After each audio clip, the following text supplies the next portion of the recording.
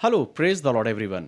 प्रभु यीशु मसीह के मधुर मीठे नाम में आप सभी का अपने इस चैनल पर मैं स्वागत करता हूं, जिसमें हम रोज सुबह मिलकर प्रभु के वचन का मनन करते हैं। आइए हम प्रभु के वचन का मनन करें, अपने मनों को खोलें और आज प्रभु के वचन से जो कि हम प्रेरितों के काम की पुस्तक उसके 20वें अध्याय की ओर अपने ध्यान को केंद्रित करेंगे। मेरे प्रियो, 20वां अध्याय पौलुस की उस तीसरी मिशनरी यात्रा के विषय में वर्णन करता है, जिसके दौरान वो अब लोगों को विदाई दे रहा है। लेकिन विदाई के साथ साथ वो लोगों को प्रोत्साहित कर रहा है, अपने संदेशों को दे रहा है और इन बातों को चिता रहा है और बता रहा है कि उन्हें सजग और सचेत रहने की आवश्यकता है। उसने प्रयास किया है कि वो लोगों को प्रभु के वचन को बताए और उन शिक्षाओं को दे जो उनके जीवन के लिए, उनकी जिंदगी और कलीसियाओं के लिए आवश्यक है। हम लगातार पौलुस की मिशनरी यात्रा को मनन करते आए हैं और आज जब हम 20वें अध्याय को पढ़ते हैं तो यहां पर अब पौलुस लोगों को विदाई करके आगे की यात्रा को प्रारंभ करता है। और जब वो त्रोआस में पहुंचता है तो वहां पर तकरीबन 7 दिन तक वहीं रहने के दौरान वो एक घर में प्रभु की उस सेवकाई को और उस रोटी तोड़ने की उस सेवा को वो करता है।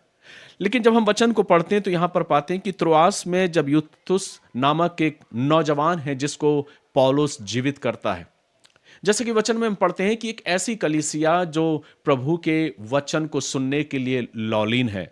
और जब हम यहाँ वचन को पढ़ते हैं तो लिखा है कि जब वे रोटी तोड़ने के लिए इकट्ठे हुए तो पौलुस ने जो दूसरे दिन चले जाने पर था उनसे बातें की और आधी रात तक बातें करता रहा।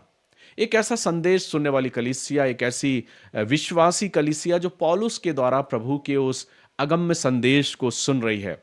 और वचन कहता है कि पौलुस ने पूरी रात उनको प्रभु के वचन के बारे में बातचीत करी, आपस में उन्होंने रोटी तोड़ी और उसके बाद उसी दौरान एक नौजवान जो खिड़की पर बैठा था वो गिर जाता है और पौलुस उसको जाके चंगाई देता है और फिर से प्रभु के उस वचन को लोगों को सुनाता है।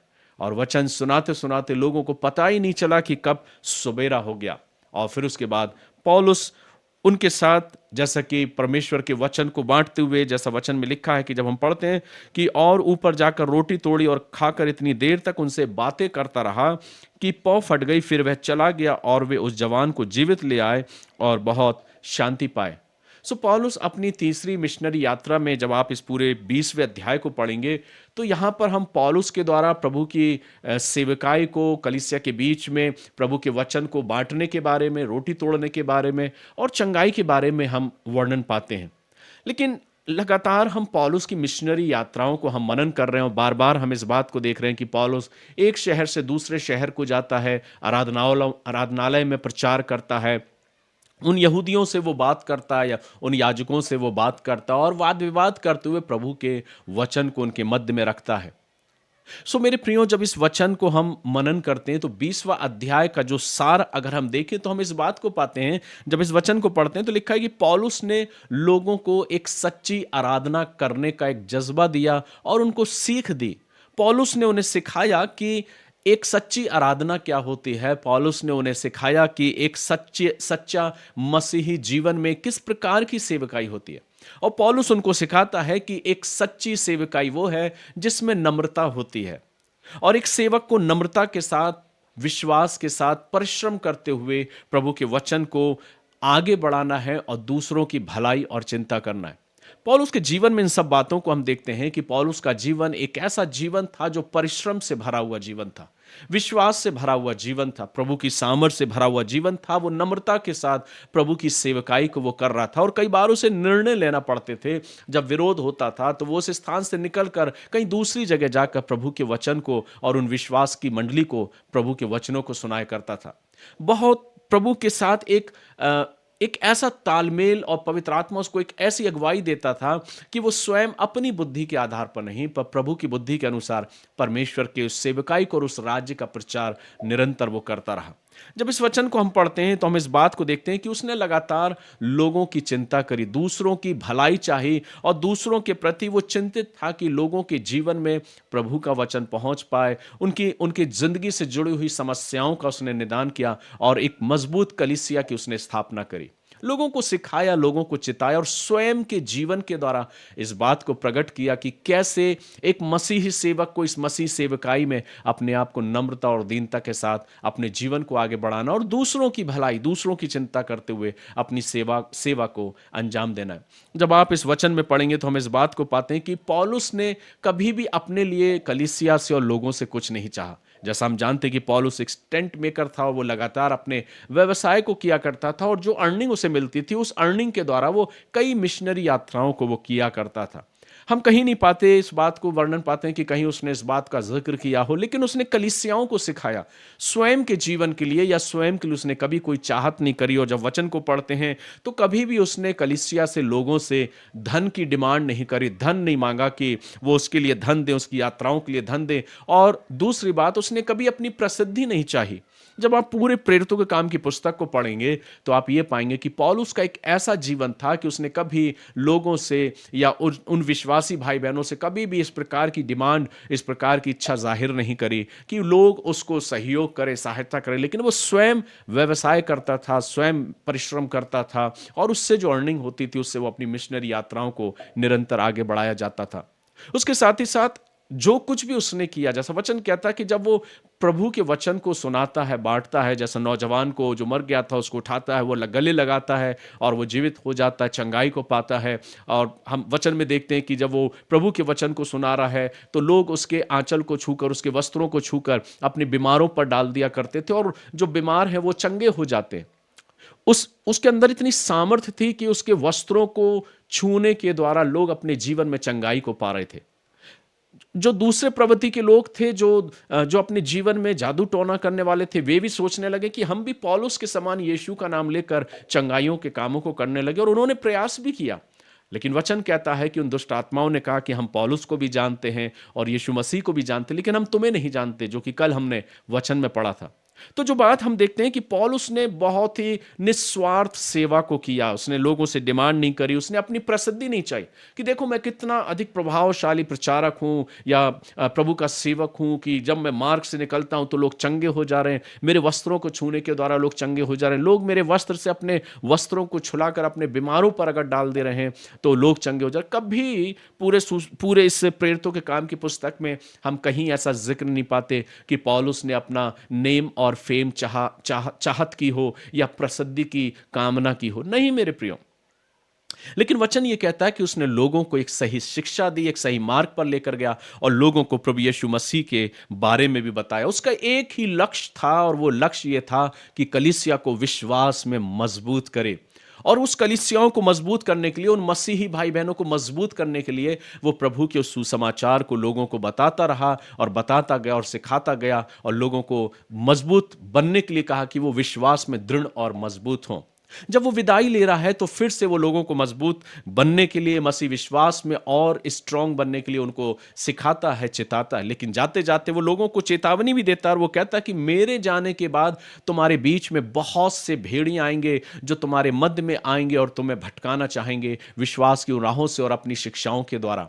उसने एक चेतावनी दी। जब आप वचन को पढ़ेंगे और वचन में देखेंगे तो लिखा है, इसलिए अपनी और अपने पूरे झुंड की चौकसी करो जिसमें पवित्र आत्मा ने तुम्हें अध्यक्ष ठहराया है कि तुम परमेश्वर की कलीसिया की रखवाली करो। ये पौलुस सिखा रहा है उस कलीसिया को जिसे उसने अपने लहू से मोल लिया है। मैं जानता हूं कि मेरे जाने के बाद फाड़ने वाले भेड़िए तुम में आएंगे जो झुंड को ना छोड़ेंगे।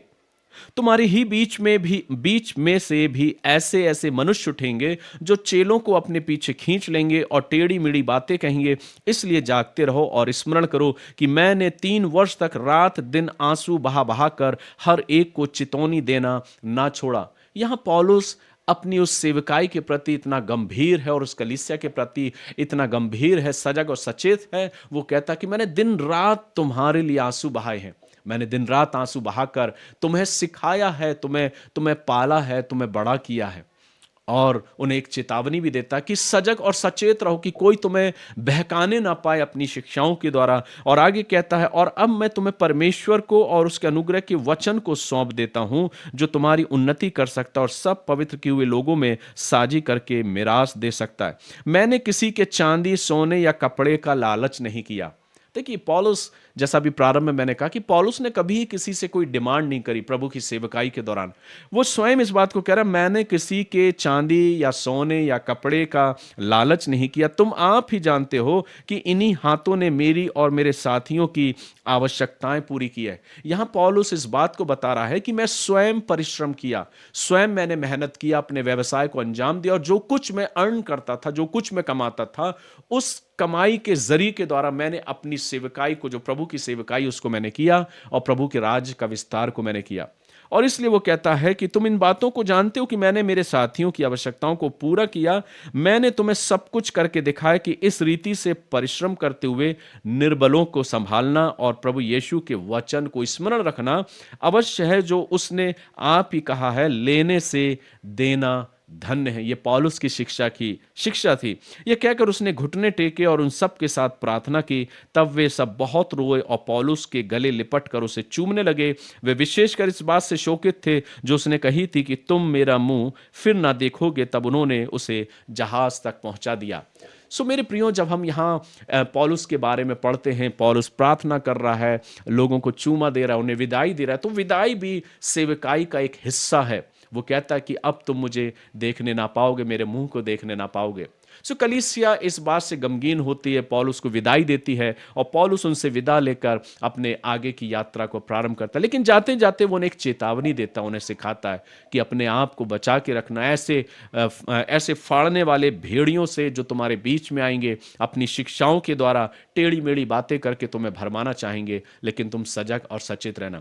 जब आप इस वचन को पढ़ते हैं तो हम इस बात को पाते हैं कि पौलुस ने एक अच्छी शिक्षा को दिया, सजग और सचेत किया कलीसिया को। उसके साथ ही साथ जब उसने लोगों के साथ प्रार्थना करी घुटना टेक के, और लोगों के साथ गले लग कर वो रोया, उसने आंसू बहाए और लोगों को अलविदा कहा।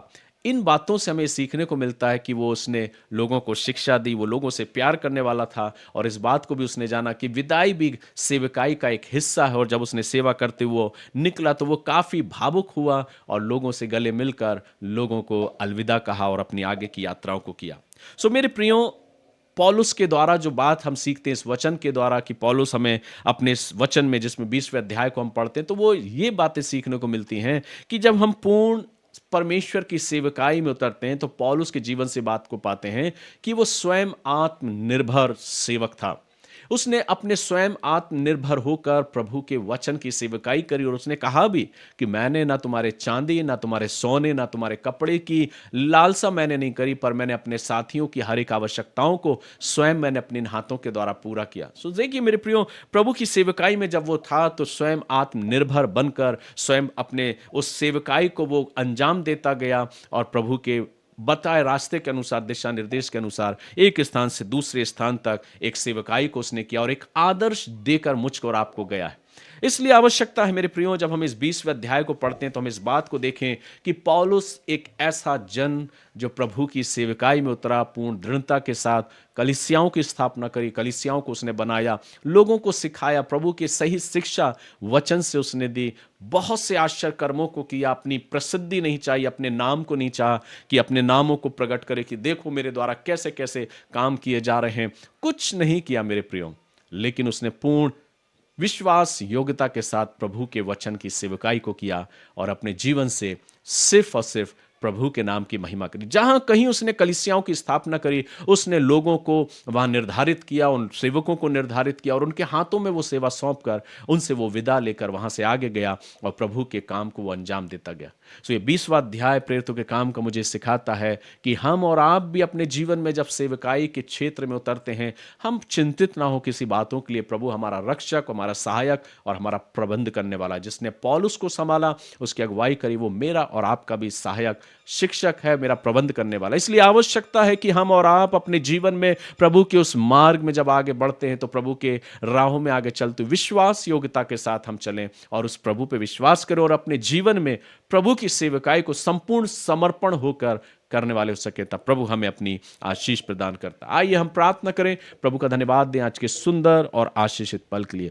प्यारे खुदावंद, हम धन्यवाद देते हैं एक बार फिर से आज के इस पल के लिए जो आपने हमको दिया है। प्रभु धन्यवाद देते हैं हमारे साथ जुड़ने वाले अलग प्रिय लोगों के लिए, प्रभु जो विशेष विश्वास योग्यता के साथ प्रभु तेरे करीब आते हैं। प्रभु तो आप उनके मनों को जानते हुए उन्हें अपनी आशीषों से नवाजता है। मैं प्रार्थना करता हूँ हर एक उन लोगों के लिए जो पिता परमेश्वर तेरे इस वचन को सुनने के लिए, पिता परमेश्वर मनन करने के लिए निरंतर अग्रसर हैं प्रभु, और इस बात को बड़ी गंभीरता के साथ लेते हुए तेरे साथ अपने जीवन को व्यतीत करते हैं। हम प्रार्थना करते हैं प्रभु हर एक के जीवन पर आपकी अपार आशीष होने पाए प्रभु, और हर एक आपके अनुग्रह में यूं ही आगे बढ़ता जाए। धन्यवाद देते हैं प्रभु, आपने हमारी प्रार्थनाओं को सुना है प्रभु। अपने अनुग्रह, अपनी आशीषों में प्रत्येक को आप नवाजें। आज का दिन, आज का पहर हमारी जिंदगियों के लिए आशीष में होने पाए। इस आशा और विश्वास के साथ प्रत्येक को आपके हाथों में समाप्त हुए प्रार्थना यीशु मसीह के नाम से मांगते हैं, आमीन। सो मेरे प्रियो, प्रभु का धन्यवाद करता हूं और आप सभी से विदा लेता हूं। कल हम फिर मुलाकात करेंगे, और अगर आपने आशीष को पाया तो अपनी इन आशीषों को औरों के साथ जरूर बांटिए। प्रभु आप सभी को आशीष दे। God bless you.